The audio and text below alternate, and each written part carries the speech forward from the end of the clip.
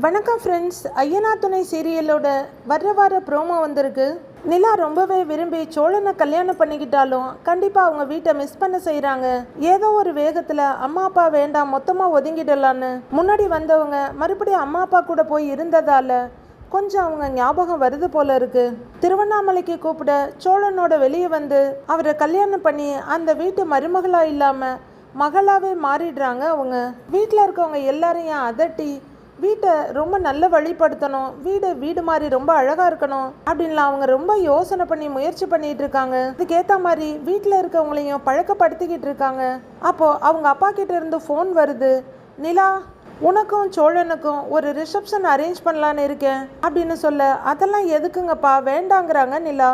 சோழன் கிட்ட இந்த விஷயத்த சொல்ல, ஏன் வேண்டான்னு சொல்கிற, ரிசப்ஷன் உன்னை ஏன் இவ்வளோ பயப்படுறேன்னு கேட்குறாரு அவரு.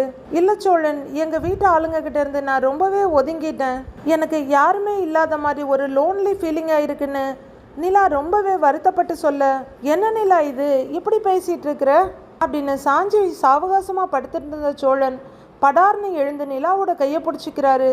உனக்கு நான் இருக்கேன்ல, நீ எதுக்காக கவலைப்படுற, என்னவா இருந்தாலும் நான் உன் கூடயே தான் இருப்பேன், நாம பார்த்துக்கலான்னு ரொம்பவே தைரியம் கொடுக்குறாரு. இந்த ரிசப்ஷனுக்கு ஒத்துக்கிட்டு நிலாவும் சோழனும் திருவண்ணாமலை போக போகிறாங்களா? அவங்க அப்பா அவ்வளோ ஈஸியாக விட்டு கொடுப்பாருன்னு தோணலை. வேற ஏதாவது பிளான் பண்ணியிருப்பாரான்னு வர்ற எபிசோடில் பார்க்கலாம் ஃப்ரெண்ட்ஸ்.